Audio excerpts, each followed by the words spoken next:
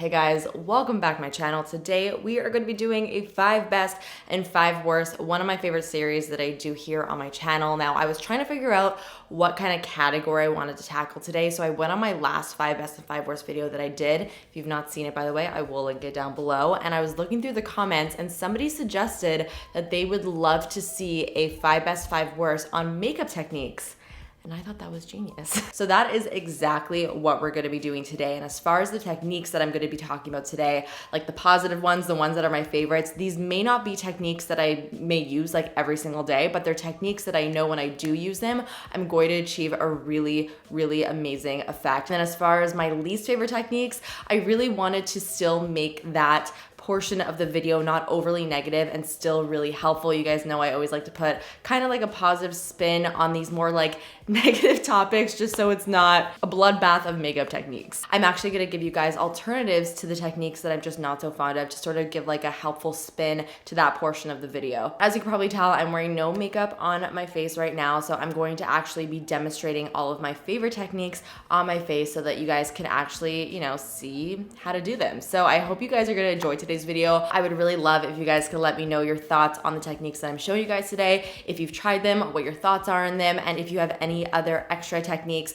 that you like or don't like. I would love if you could leave them in the comments down below. Of course, give this video a big thumbs up if you want to see more 5 best and 5 worst, and subscribe if you are not subscribed already and want to join the fam. Okay, I'm gonna zoom you guys in and let's get started. So starting off with probably one of my #1 favorite techniques, and this is a technique that I actually learned through Samantha Ravindal. She did a whole video all about it. So if you want kind of like a more in-depth tutorial on this specific technique, I will link her video down below for you to check out. And that technique is called the reverse foundation technique. So you guys probably know that I prefer more of like a natural makeup look, especially when it does come to my base products. So what this technique consists of is pretty much applying your cream blush, bronzer, highlighter, and even concealer before applying your foundation. So you apply all the products to your face, and then you take a light coverage foundation and you put a very thin layer of that right on top of all of those cream color products. So it kind of just gives the most natural looking effect because it truly looks like all those products are actually coming from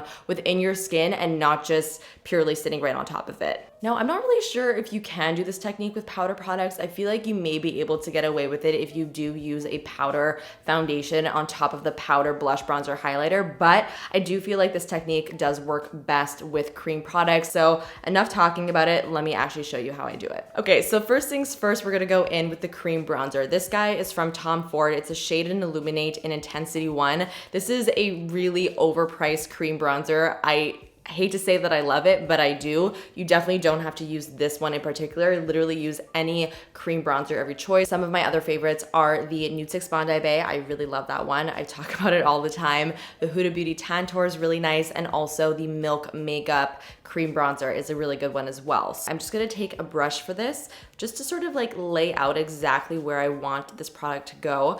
And when doing this technique, you don't wanna be too shy with the pigment. You can kind of like over apply a little bit because don't forget that we are going to be putting a full layer of foundation on top of everything that we applied, so it is going to really dull down any color that we put on. So you don't have to be too shy with the application of the product. So I'm pretty much just going to apply this where, you know, I would normally bronze up my face. So that's my cheekbone area. I honestly applied a little bit too much there, not gonna lie.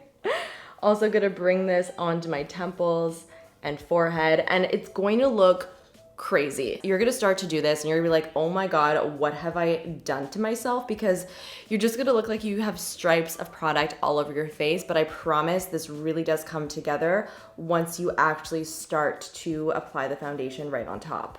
So next I'm gonna use a blush. This is my Nude Sticks Tiger Lily Queen, and I'm just gonna pop that right on my cheeks. Do a little preliminary blend with my finger, just so obviously it's not just a stripe on my cheeks. Then I'm gonna go in with my liquid highlighter. I cannot take myself seriously right now. This is the Becca Shimmering Skin Perfector in Moonstone. So I'm just applying that with my finger where I would normally put my highlighters. I feel like the concealer part of this technique really, for me personally, isn't the most important.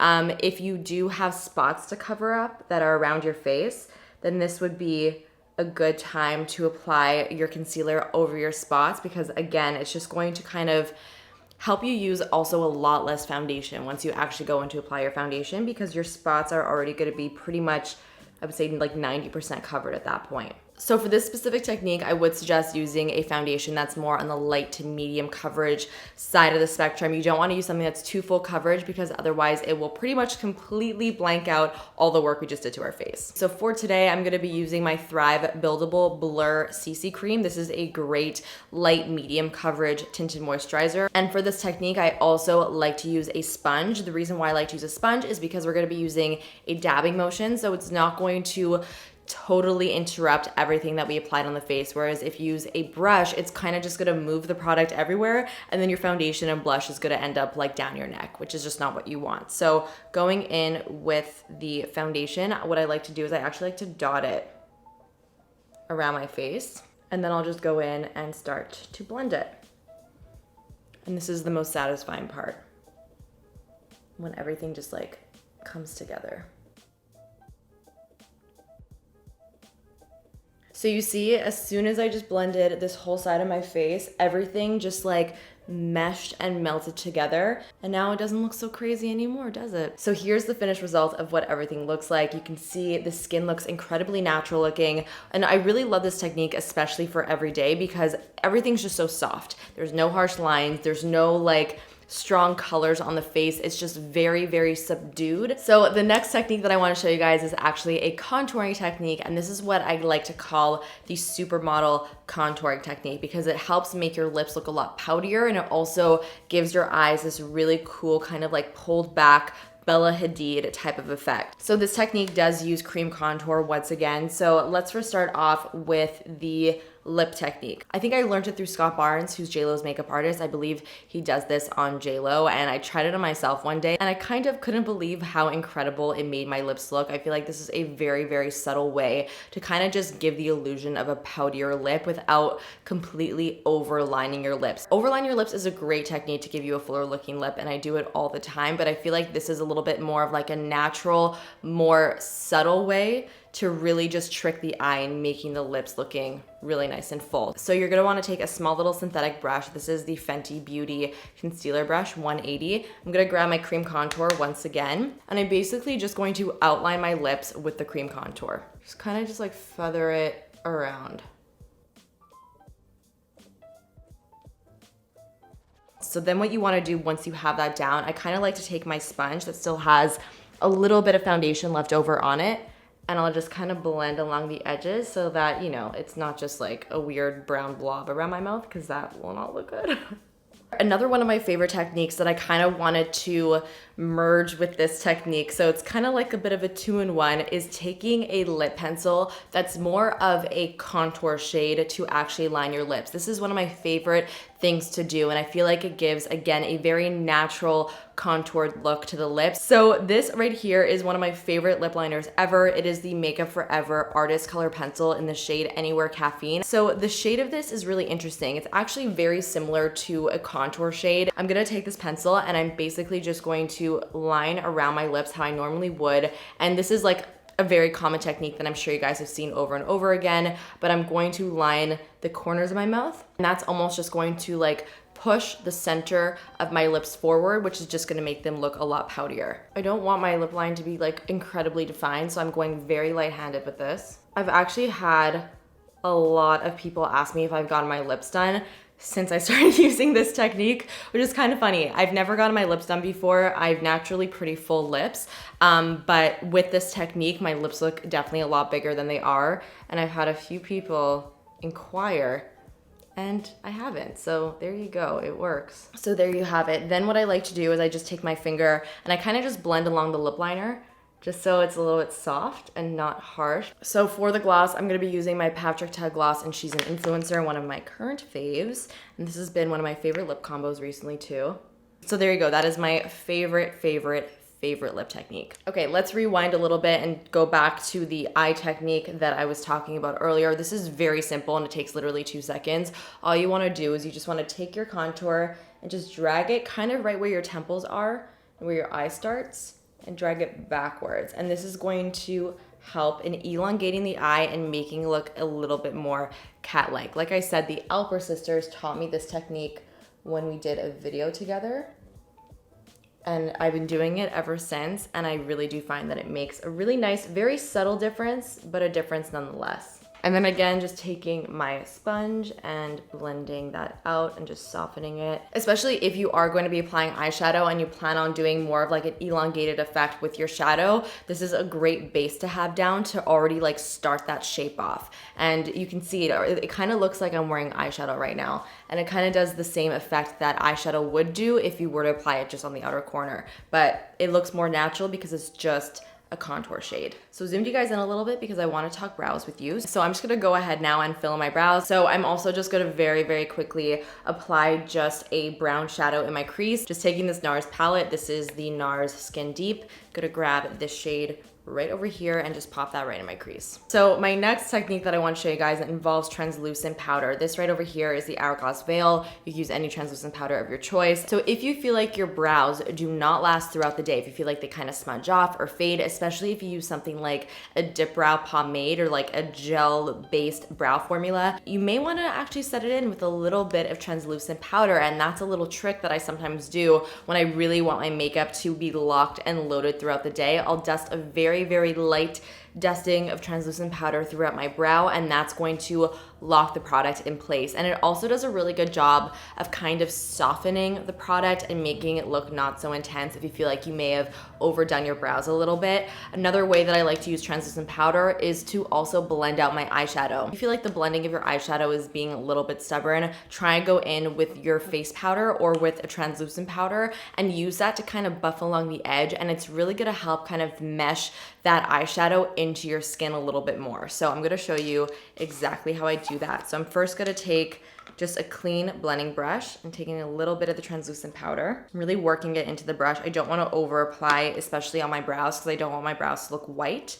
And I'm just going to very lightly dust this all throughout my brows. And you could also kind of like swirl the brush towards the front of your brow or wherever you feel like you want to soften it a little bit. This is a technique that I actually learned from Alana Davison. She does it all the time. I'm now going to take a little bit more of the powder and I'm going to use that to help blend my eyeshadow. I swear this works better sometimes than a transition shade, especially if you're using more of like a slightly tinted face powder. It just does such a great job in really blending it into your actual skin tone. So you can see actually a huge difference between this eye and this eye. This is the eye that I used the translucent powder, and the eyeshadow that I applied is completely blended into my skin. There's no harsh lines whatsoever. So the next technique is probably my all-time favorite. It's my like longest standing makeup technique that I've been using for years and years, and that is to elongate my eye and to make my eye look a little bit bigger, to make it look more cat-like. I never take my eyeliner all the way towards my inner corner. I always try to taper it off towards the middle of my eye so that it keeps the inner corner pretty much bare, and that just does the best job in creating a very elongated eye look. So I stop it kind of like right where my pupil is. If I'm looking straight ahead, I don't go past that point. And then I just make sure that once I stop the eyeliner that I kind of blend it in slightly to my lash line so it doesn't just look like a line has stopped right in the middle of my lash line, because that's just not flattering. So I make sure to get really, really close to my lashes. And when I put mascara on, you're really not gonna see exactly where that line starts, which is what you want. Now for the next step, I don't do this always, but it does kind of like bring this effect one step further, and that is taking a black eyeliner and lining my inner waterline on the top only about halfway. So like I said, just bring this halfway, not all the way towards the inner corner, keeping it bare. This is a great technique also, especially if you have a smaller eye shape or hooded eyes and you feel like eyeliner can sometimes close off your eyes a little bit and make them look really small or smaller than they are. This is a nice technique in still keeping everything looking nice and open. So my last little eyeshadow tip is actually to take a shimmery eyeshadow, something that's really nice and sparkly and has a nice little glow to it. This over here is the Kaja Toasted Caramel little eyeshadow stack. I love taking this shade and just popping it right in the center of my lid. I do this because I feel like it gives my eyes a lot of dimension, almost makes my eyes sparkle a little bit. And even if I'm not wearing any other eyeshadow on my lids, this is just such a nice little technique just to kind of add a little bit of interest to the eye. So I'm just gonna take a little bit it on my finger and just, like I said, pop it right and only in the center of my lid. And it almost makes your lids look glossy. And then taking a clean finger and kind of just tapping out the edges so that's not just a stripe in the center of my lid, but you see the difference that that just made. Whether or not I'm wearing eyeshadow, I feel like just adding that brightness right in the center just makes my eyes look incredible. So one of the biggest questions that I get asked is how to figure out what blush to wear with the rest of your eye look. So if you want a foolproof way to make sure that your blush will match and look cohesive with the rest of your makeup is to take the lip color that you're gonna be wearing and put it on your cheeks as well. I feel like it's important to remember that makeup can be used throughout the face. A lip product doesn't only have to just be applied on the lips. So I'm going to demonstrate that with this little guy from Bobbi Brown. This is the Crushed Liquid Lip in the shade Peach and Quiet. So I'm first gonna apply it to my lips. I'm actually gonna put it on the back of my hand. So this is a trick that I learned from Katie Jane Hughes, and what she does is she sometimes mixes her lip color with a little bit of like a face highlighter. So I'm gonna be using a little bit of my MAC Strobe Cream and just like the smallest amount. And this is just gonna add even more of like a glow to the cheek product, and it creates a really pretty little soft pink highlighter blush. And then I'll apply this either with my finger or I like using a duo fiber brush. And I'll pick up the product and then just stipple it on my cheeks. And it is a beautiful way to tie in everything going on your face. So that actually finishes off 5 of my favorite techniques. I feel like I definitely gave way more than 5 techniques in that little segment, but the more the merrier. Am I right? Oh my God, I feel like my makeup is actually looking really good right now. I'm very pleased. Okay, so now it is time to talk about my 5 least favorite techniques. Again, I'm making this disclaimer for a second time because I don't want anybody to be offended by me saying that I don't like these techniques that you may use. Again, these are just techniques that don't work for me with my personal makeup preferences. So a lot of these makeup techniques, I'm looking at my notebook right now, that I'm personally not the biggest fan of are makeup techniques that I feel like have originated off of Instagram. Now, Instagram makeup is absolutely gorgeous. There's no doubt about it. But for me, I do feel like a lot of these more like Instagram friendly techniques don't translate the best in real life. Sometimes they look a little bit too harsh. Whereas, like I said, on photo and on video, they are stunning and gorgeous. So one of my least favorite makeup techniques would definitely have to be applying a very metallic liquid highlighter all over the face before applying the foundation. I feel like that's actually a technique that looks really pretty on camera because it gives the skin a really intense, gorgeous glow. For me, every single time I've tried to use that technique, it just emphasizes my pores and every single bit of texture that's on my face, and it kind of looks a little bit crazy. So like I said, I wanted to give alternatives to these makeup techniques that I don't love with another technique that I actually do really like. And so if you are looking for a product that is going to give your skin an all over glow, but you don't want something that's going to emphasize pores, textures, and baby hairs and everything else going on in your face, then I would suggest using something like the MAC Strobe Cream. This is a product that has a gorgeous glow to it, but it's not metallic in the slightest. Or you can mix this in directly with your foundation and it's just going to transform your foundation slightly, and it's just gonna give it a little bit more of a dewier finish instead of making your face look